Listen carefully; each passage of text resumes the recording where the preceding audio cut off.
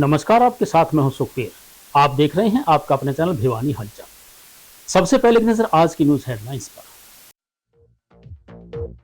जन कल्याण सहयोग संगठन के प्रदेश अध्यक्ष ने उपायुक्त को सौंपा ज्ञापन। खाद की मांग को ले उपायुक्त से मिले आधा दर्जन गांवों के किसान। राष्ट्रीय महिला आयोग की अध्यक्षा ने 3 जिलों की महिलाओं की सुनी समस्याएं। गवर्नमेंट बीएड कॉलेज को प्रस्तावित विलय को लेकर छात्रों ने जताया रोष। विश्वकर्मा महासंघ का प्रदेश कानूनी सलाहकार बनाए जाने पर एडवोकेट राजेश जांगड़ा हुए सम्मानित। भीम स्टेडियम में 31 इवेंट्स में खिलाड़ियों ने दिखाए अपने दमखम। अब खबरें विस्तार से। बीते दिनों हांसी गेट पर बैग की दुकानों में लगी आग के कारण नुकसान की भरपाई की मांग को लेकर जन कल्याण सहयोग संगठन के प्रदेश अध्यक्ष व वरिष्ठ भाजपा नेता दीपक कुमार तोला के नेतृत्व में पीड़ित व्यापारी उपायुक्त से मिलने उनके कार्यालय पहुंचे। तोला ने दुकानदारों को आगजनी के कारण हुए नुकसान का उचित मुआवजा देने की संबंधित मांग पत्र के माध्यम से उपायुक्त से मांग की।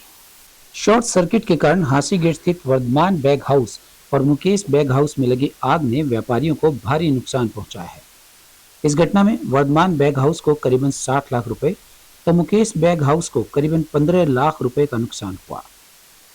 नुकसान की भरपाई की मांग को लेकर जन कल्याण सहयोग संगठन के प्रदेश अध्यक्ष और वरिष्ठ भाजपा नेता दीपक अग्रवाल तोला के नेतृत्व में पीड़ित व्यापारी वर्धमान बैग हाउस से विजय जैन तथा मुकेश बैग हाउस से मुकेश कुमार ने उपायुक्त को एक मांग पत्र सौंपा तथा उचित मुआवजे की मांग की। दीपक अग्रवाल तोला ने इस घटना को दुर्भाग्यपूर्ण बताते हुए कहा कि आगजनी से पीड़ित व्यापारियों के परिवारों पर रोजी रोटी का संकट मंडरा रहा है। उन्होंने बताया कि आग में दोनों बैग हाउस में रखे नए स्टॉक के साथ कई महंगे बैग और अन्य सामान भी जलकर राख हो गया, जिससे उन्हें लाखों रुपयों का नुकसान हुआ है। ऐसे में वे जिला प्रशासन से मांग करते हैं कि जल्द से जल्द व्यापारियों के नुकसान का उचित आंकलन करवाएं और उन्हें पर्याप्त मुआवजा दिया जाए। इसके साथ ही तोला ने सभी व्यापारियों से आह्वान किया कि वे मुख्यमंत्री क्षतिपूर्ति योजना के तहत पोर्टल पर आवेदन करें ताकि कोई दुर्घटना घटित होने पर उन्हें अपने नुकसान का उचित मुआवजा सरकार से मिल सके। ये रविवार की अल सुबह लगभग 2:30 बजे हांसी रोड से नया बाजार रोड की तरफ जो है काफी वर्षों से सेवार्थ Vardhaman bag house Mukesh bag house पर आगजनी की दुर्घटना हुई है, जिसके अंदर लगभग 50 से 60 लाख रुपए तक का जो है जानमाल का हानि हुई है। तो उस संदर्भ में सामाजिक संस्था जन कल्याण सहयोग संगठन के नेतृत्व में आज उपायुक्त महोदय को एक ज्ञापन देने आए हैं, जिसके अंदर जो है पीड़ित व्यापारी भाई को मैक्सिमम मुआवजा दिया जा सके। देखिए, जिला प्रशासन के माध्यम से जो है हमारा प्रयास रहेगा कि भी जो है पीड़ित व्यापारी भाई को जो है जल्द से जल्द मुआवजा मिले, ताकि वो अपनी जो है दुकान को दोबारा खड़ी करके सेवार्थ रह सके। देखिए, एक बात मैं वैसे कहूँगा कि हरियाणा सरकार द्वारा पिछले 1 अप्रैल 2023 को तत्कालीन मुख्यमंत्री श्री मनोहर लाल खट्टर जी के द्वारा व्यापारी हित के अंदर व्यापारी हितों को देखते हुए एक सरकारी योजना को लॉन्च किया गया, जिसका नाम था मुख्यमंत्री क्षतिपूर्ति व्यापारी योजना। उसके अंदर 0 से 20 लाख रुपए तक का वार्षिक टर्नओवर वाले व्यापारी भाई के लिए जो है मात्र 100 रुपए के अंदर 5 लाख रुपए तक का मुआवजा दिया जा रहा है। इसी तरह जो है अलग अलग स्लैब दिया जा रहा है। 1.5 करोड़ रुपए तक के जो है व्यापार करने वाले वार्षिक को उसमें मात्र 2500 रुपए के अंदर जो है उसका करीब 20 से 25 लाख रुपए तक का जो है मुआवजा कवर होता है। सिर्फ चिंता ही नहीं करें, उस पर जो मनन करने का प्रयास करें, ताकि जो है भविष्य में होने वाली ऐसी दुर्घटनाओं से बचा जा सके। ऐसी स्कीमें जो होती है वो एक व्यापारी के लिए संजीवनी का काम करती है। तो मेरा पुनः सभी व्यापारियों से निवेदन है कि मुख्यमंत्री क्षतिपूर्ति योजना में यदि किसी भाई ने अपने प्रतिष्ठान का इंश्योरेंस नहीं करवाया है तो वो जल्द से जल्द करवाए। आज ज्ञापन इसलिए देने हैं सर, जो हमारी 10/8/2025 को जो हमारी वर्धमान बैग हाउस पे आग लगी थी, तो प्रशासन के द्वारा मांग कर रहे हैं जो भी हमारा सहयोग हो जाए, जो भी राशि हमें इंश्योरेंस के माध्यम से सरकार के माध्यम से जो मिलेगी उसकी नई तरीके से शुरुआत हो जाएगी हमारी। तो हम तो प्रशासन से ही मांग करते हैं कि व्यापारी का हमारा जरूर सहयोग करे। प्रशासन जो भी मदद करेगी, जो भी मदद करती है, उससे हमारी एक दुकान की नई शुरुआत होने के काबिल हम लोग हो जाएंगे। नहीं तो सर बिल्कुल जीरो हो गए।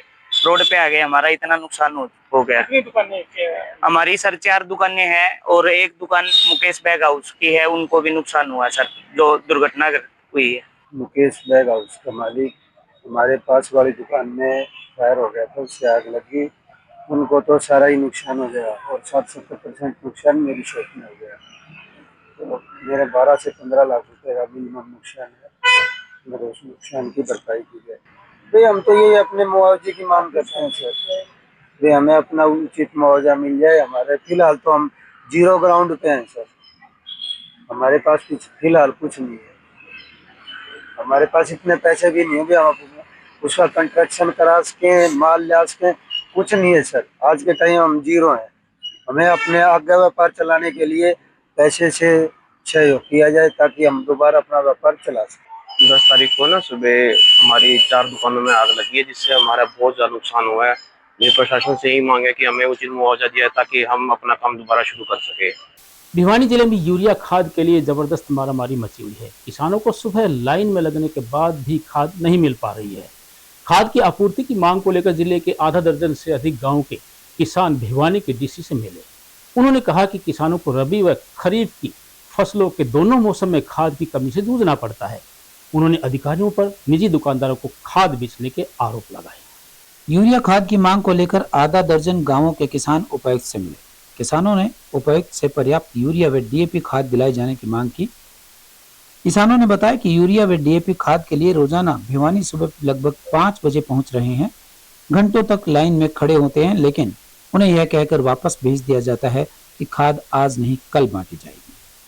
इसी तरह के आश्वासन मिलते हुए 2 सप्ताह से अधिक का समय निकल गया, लेकिन उन्हें खाद अब तक नहीं मिल पाई है। खाद न मिलने से उनके खेतों में खरीफ की फसल पूरी तरह से प्रभावित हो रही है। फसलों में फुटाव रुक गया है। अगर यही हाल रहा तो फसलों की औसतन पैदावार में काफी कमी आ जाएगी। गांव दिनोद के किसान विनोद कुमार व लोहानी के किसान जय भगवान शर्मा ने बताया कि अगर इस वक्त खरीफ की फसल में यूरिया खाद नहीं डाली गई तो उस फसल में फुटाव और उसका बढ़वार पूरी तरह से रुक जाएगा, जिसका सीधा असर औसतन पैदावार पर पड़ेगा। इसी तरह गांव सिरसा गोगड़ा के किसान मनोज कुमार ने बताया कि उनको न तो यूरिया मिल पा रही है और न ही डीएपी। खाद न मिलने से फसलों की बढ़वार रुक गई है। किसानों ने यह भी बताया कि अगर वे निजी दुकानदारों के पास खाद के लिए जाते हैं तो उन्हें यूरिया व डीएपी खाद के साथ अन्य सामान लेना पड़ता है। उस सामान की उन्हें कोई जरूरत नहीं होती है। ऐसे में उन पर दोहरी मार पड़ रही है। मेरा नाम जय भगवान शर्मा, गांव लुहानी से है जी। हम 4 बार भिवानी आ चुके। सुबह 5 बजे उठ के आओ, हाँ लाइन लगा लिया, 200 की लिस्ट बना लें, लेकिन फेडाले लेस ने पार भगा दिया, डीएपी नहीं आई। सुबह से 11 बजे उठ के घर चले जाते हैं। जितने भी आदमी, कम से कम 50 आदमी लुहानी के आए और गाँव के बहुत ज्यादा आए, लेकिन किसी ने कोई संतुष्ट जवाब नहीं मिल रहा। ये कहते हैं कि डीएपी नहीं है, डीएपी नहीं है, वापिस चले जाओ। शाम ने फिर 8 बजे 7 बजे बांटते हैं, बोले कल बटी थी, कल बटी थी, कल क्यों नहीं आई। किसी के लिए कोई संतुष्ट जवाब नहीं मिल रहा। हमें 4 दिन हो गए चक्कर काटते। आज हार के डीसी का आए, हाँ भाई डीसी साहब अगर डीएपी दिवा दे तो बहुत खुशी की बात है। टोकन वगैरह कोई टोकन वगैरह नहीं है, कोई कुछ बात नहीं है, कोई टोकन। हम अपने खुद लिस्ट बनावा, हाँ 200 आदमी की लिस्ट बना लें, उसने कैंसिल करते हैं, बोले नहीं है डीएपी है ही नहीं। ये कह के अपने वापिस घर चले जाओ। 4 दिन हो गया, 5वां दिन है, 5वां दिन डीसी ऑफिस में आए। हाँ मेरा नाम विनोद कुमार है, मैं गाँव दिनोद से हूँ जी। यहाँ पे सुबह 4 बजे आके लाइन में लगते हैं और कुछ मिलता भी नहीं डीएपी, और वापस घर चले जाते हैं 11 बजे उठ के न। और दुकान बंद होने के बाद 5 बजे का दुकान का टाइम है, उसके बाद में खाद बांट देते हैं। ये मान लो जो प्राइवेट दुकान वाले हैं उनको दे देते हैं, और जो जमींदार है वो रह जाते हैं। जमींदार कितनी देर तक वेट करेगा। तो क्या मांग करते जी हमें अपना खाद बीज टाइम पे मिल जाए, भाई यही मांग है डीसी साहब से हमारी। तो लगभग कितने दिन से लगातार चक्कर? ये लगभग नो लगा लो 15 दिन से चक्कर काट रहे हैं, लगातार हमारे साथ यही हो रहा है। मेरा नाम मनोज है, सिरसा गोगड़ा से, और इसलिए खाद के लिए 4-5 दिन से चक्कर काट रहे हैं डेली। यहाँ वहाँ ये बोलते हैं कल आना परसों आना, कल आना परसों आना। इसलिए आज हमारे यहाँ डीसी गए। चीफ डीसी क्या करता है डेली, ये देखो कम से कम भी 200-250 आदमी डेली आते हैं। ये 205 आदमी के लिए समोलियां तंग। अब ये देखो क्या करता है प्रशासन, वहाँ आते हैं, चक्कर कटाओ है डेली, आज आना कल आना। अब आज डीसी और देखते हैं क्या कराए क्या नहीं। और हम देख रहे हैं अब अगर डीएपी बिना कुछ होता नहीं, धान है वो सूखने लग रहा है, बाड़ी वहाँ खराब होने लग रही है। पंचायत भवन में राष्ट्रीय महिला आयोग की अध्यक्षा विजया रहाटकर ने भिवानी, दादरी व झज्जर जिले की महिलाओं की समस्याओं की सुनवाई की। उन्होंने बताया कि ट्रिपल तलाक का कानून आने के बाद महिलाओं को राहत मिली है, लेकिन हलाला को लेकर महिलाओं को अब भी तकलीफ सहनी पड़ती है। उन्होंने कहा कि कानून जेंडर न्यूट्रल होते हैं और कभी भी महिला व पुरुष में भेदभाव नहीं करते। वहीं सरकार के द्वारा लागू किए गए महिला आरक्षण बिल से महिलाओं का नेतृत्व उभर कर आया है और महिलाओं के अधिकार पहले की अपेक्षा बढ़े हैं। भिवानी में राष्ट्रीय महिला आयोग द्वारा आयोजित जन सुनवाई कार्यक्रम के दौरान आयोग की अध्यक्षा विजया रहाटकर ने भिवानी, चरखी दादरी व झज्जर जिलों के 35 मामलों को सुना। अध्यक्षा ने इस मौके पर पत्रकारों से बातचीत करते हुए कहा कि राष्ट्रीय महिला आयोग देश के कोने कोने में जाकर प्रत्यक्ष तौर पर जन सुनवाई कर रहा है, जिसके तहत भिवानी जिले के 19 मामले, चरखी दादरी के 8 मामले तथा झज्जर के 8 मामलों की सुनवाई की है। उन्होंने कहा कि इनमें सबसे अधिक मामले घरेलू हिंसा, साइबर क्राइम व मातृत्व अवकाश के हैं। उन्होंने कहा कि कोई भी पीड़िता उन्हें पत्र लिखकर ईमेल व महिला आयोग की ऐप पर अपनी शिकायत दर्ज करवा सकती है। महिला आरक्षण बिल को लेकर उन्होंने कहा कि इससे महिलाएं बहुत खुश हैं। महिलाओं का नेतृत्व उभर कर सामने आया है। इस आरक्षण से महिलाओं के निर्णय प्रक्रिया व सहभागिता बढ़ेगी। राष्ट्रीय महिला आयोग आपके द्वारा ये जो जन सुनवाई है आज हमने यहाँ पे भिवानी में करी है। राष्ट्रीय महिला आयोग के पास देश के सभी कोने कोने से कंप्लेंट आती है और कितनी बार कुछ कंप्लेंट महिलाएं हमारे तक पहुँच नहीं पाती है। इसलिए हमने ये सोचा है कि हम खुद ही उनके द्वार जाएंगे और प्रत्यक्ष वहाँ पे जाके जन सुनवाई करेंगे, क्योंकि जन सुनवाई के लिए हमारे साथ सभी पुलिस ऑफिसर्स और उसके साथ साथ प्रशासन भी बैठता है। कंप्लेनेंट और उसके जो उनकी केसेस है उसके इन्वेस्टिगेशन करने वाले ऑफिसर्स भी यहाँ पे होते हैं, तो एकत्रित मिलकर जन सुनवाई होती है। तो आज यहाँ पे जो जन सुनवाई हुई है 3 जिलों की हमने यहाँ पे जन सुनवाई करी है, भिवानी, चरखी दादरी और झज्जर। भिवानी की 19 केसेस हमारे पास थी, उसी के साथ साथ चरखी दादरी की 8 केसेस थी और झज्जर की भी 8 केसेस कमीशन के पास आई है।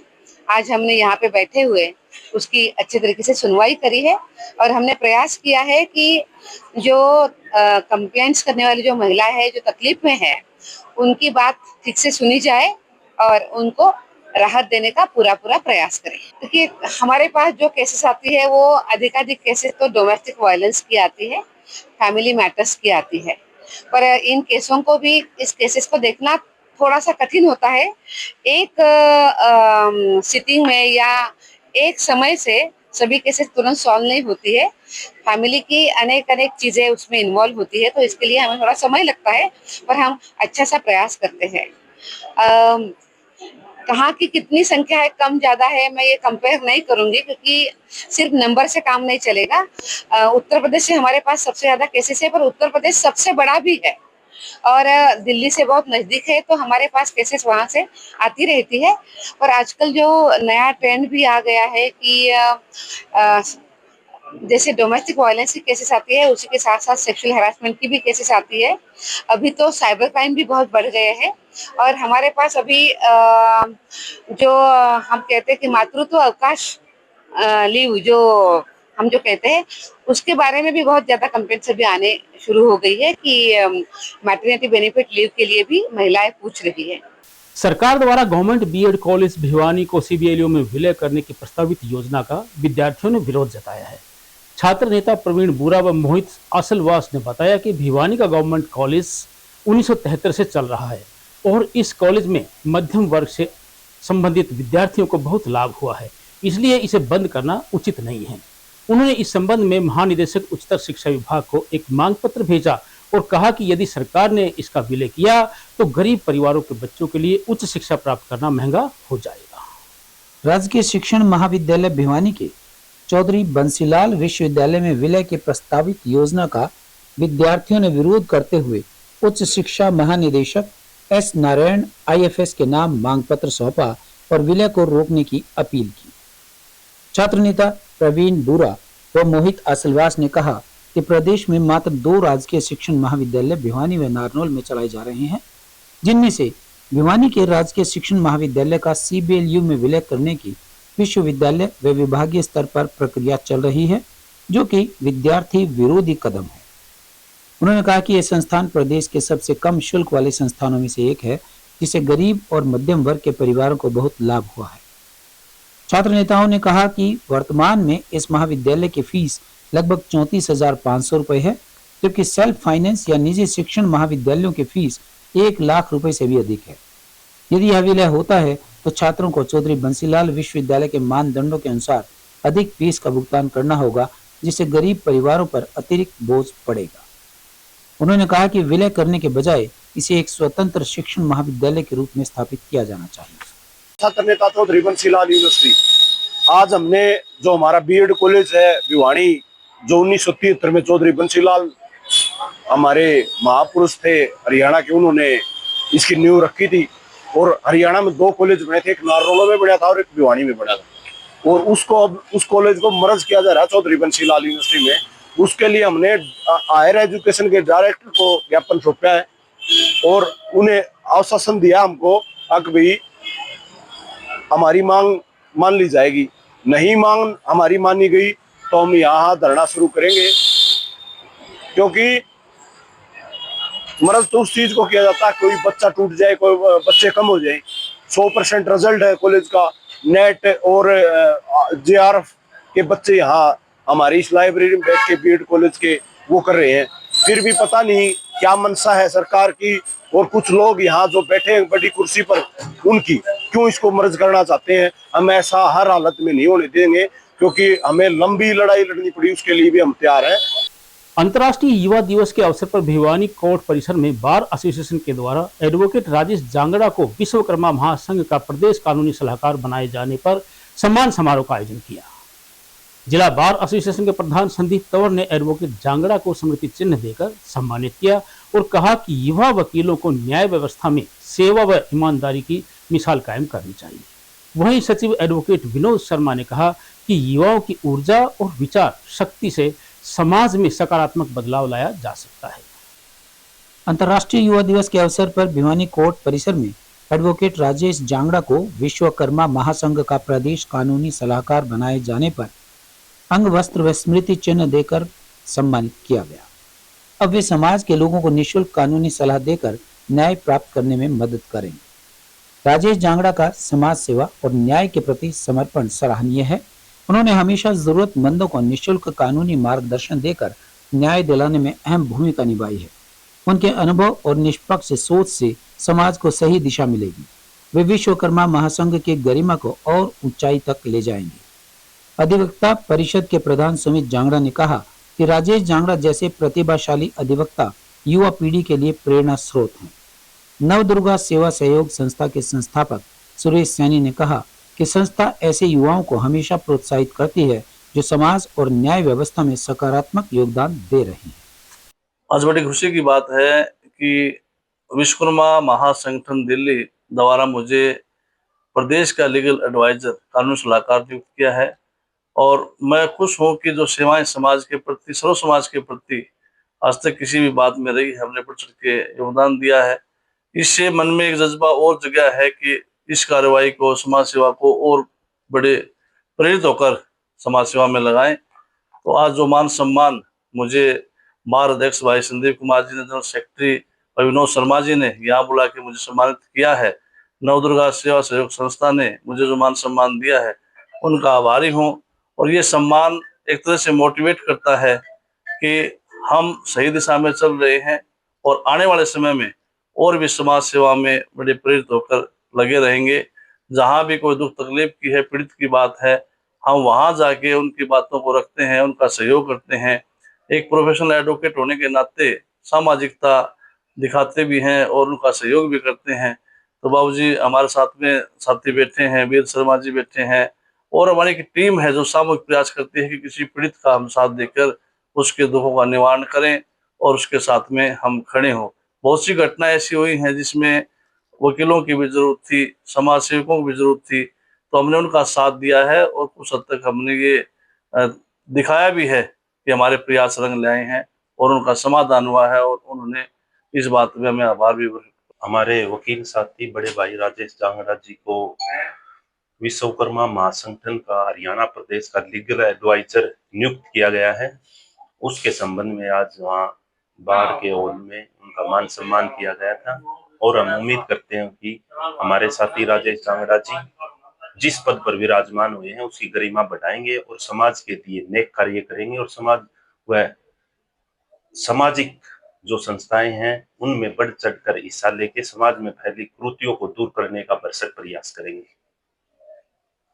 विश्वकर्मा महासंगठन राष्ट्रीय स्तर की संस्था है ये। इनका राष्ट्रीय कार्यालय नई दिल्ली में स्थित है, और राजेश जांगड़ा जी जो हमारे बड़े भाई हैं, अधिवक्ता साथी हैं, उनको लीगल एडवाइजर हरियाणा प्रदेश संस्था के द्वारा बनाया गया है, और उनके मान सम्मान में बार की तरफ से सम्मान समारोह था, उनमें उनको सम्मानित किया है, क्योंकि वो बार के सदस्य हैं और बार की जितनी भी सार्वजनिक गतिविधियां होती हैं और जो अच्छे कार्य होते हैं उनमें वो बढ़ चढ़कर हिस्सा लेते हैं। भीम स्टेडियम में छात्राओं की अंडर 11 और अंडर 14 आयु वर्ग की 2 दिवसीय स्कूली खेल प्रतियोगिताओं का शुभारंभ उप जिला शिक्षा अधिकारी शिव कुमार तंवर ने किया। प्रतियोगिताओं के overall in charge doctor Anil Kumar Gaur ने बताया कि इस प्रतियोगिता में कुल 31 इवेंट्स करवाई जा रही हैं। उप जिला शिक्षा अधिकारी शिव कुमार तंवर ने बताया कि खेलों का उद्देश्य बच्चों में खेल के प्रति रुचि बढ़ाना और उनकी प्रतिभा को निखारना है।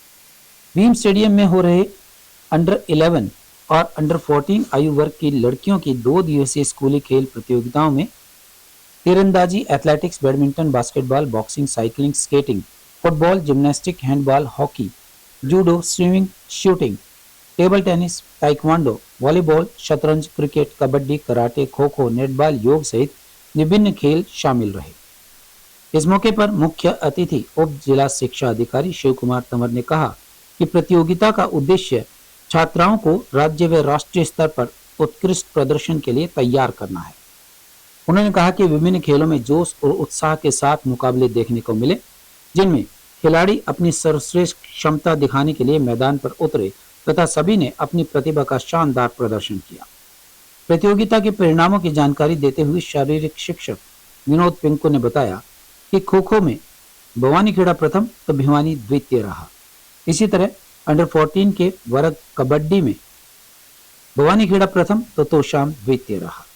अंडर 11 में कुश्ती प्रतियोगिता में 24 किलोग्राम भार वर्ग में रितिका भिवानी, 26 किलोग्राम में अक्षरा भवानीखेड़ा, 32 किलोग्राम में दिशे भिवानी और 34 किलोग्राम भार वर्ग में रोनिका भिवानी विजेता रही। देखिए, अभी हमने सभी खो खो के बच्चे जो अंडर 11 और 14 के जो भी बच्चे हैं उन सभी का इंट्रोडक्शन भी लिया है, और 2 टीमें जो हैं सांगा की और एक प्राइवेट स्कूल की जो हैं वो दोनों पार्टिसिपेट कर रही थी। अभी भिवानी वर्सेस भवानीखेड़ा अभी जो बच्चे थे उन्होंने अपना अपना इंट्रोडक्शन दिया है। सभी कोच और मैनेजर्स उनके साथ आए हुए हैं। तो ये 2 दिन जो हैं लड़कियों का जो टूर्नामेंट है उसमें पहले 2 दिन जो है लड़कियां हैं, उसके बाद 2 दिन 13 और 14 को वो जो हैं बॉयज पार्टिसिपेट करेंगे।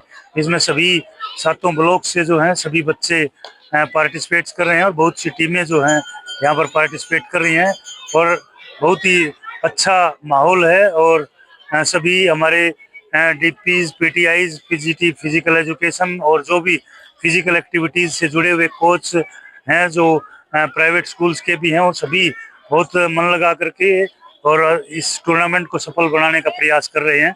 आज ये भीम स्टेडियम भिवानी में ये डिस्ट्रिक्ट स्कूली खेली प्रतियोगिता हो रही है। 11 साल और 14 साल की लड़कियों की डिस्ट्रिक्ट टूर्नामेंट है। ये खो खो का टूर्नामेंट है। इसमें सभी ब्लॉकों के 7 ब्लॉक हैं शिक्षा विभाग के, तो 7 के 7 ब्लॉक के बच्चे यहाँ आए हुए हैं और ये टूर्नामेंट चल रहा है। मैं Arvind deputy kho kho convener, Kharkari Jawari school है मेरा, और ये टूर्नामेंट चल रहा है। यहाँ से जो बच्चे जीत कर जाएंगे अंडर 11 जिनकी प्रतियोगिता 10 सितंबर से रोहतक में आयोजित होगी, और 14 आयु वर्ग के जो बच्चे हैं वो पंचकुला में 10 सितंबर से 10, 11 और 12 को उस प्रतियोगिता में भाग लेंगे। यहाँ के जो विजेता बच्चे होंगे और कुछ जो अच्छे बच्चे होंगे उनको हम यहाँ सेलेक्ट भी करेंगे। और आज जब ये टूर्नामेंट खत्म हो जाएगा कल, तो उन बच्चों को हम फर्स्ट और सेकंड को गोल्ड और सिल्वर मेडल पहनाकर यहाँ सम्मानित करेंगे। हमारे जो ये अधिकारी हैं Shri Anil ji, DW Subhash Bhardwaj, deputy DO Shiv Kumar ji, उनकी ये अध्यक्षता में ये टूर्नामेंट चल रहा है। विनोद पिंकू PTI G++ गुस्कानी भिवानी। सर, ये जो प्रतियोगिता हो रही है इसमें कोई दो राय नहीं, भिवानी खेलों का हब है और यहाँ से जो विजेता होते हैं ये स्टेट लेवल नहीं, नेशनल लेवल तक विजेता होते हैं।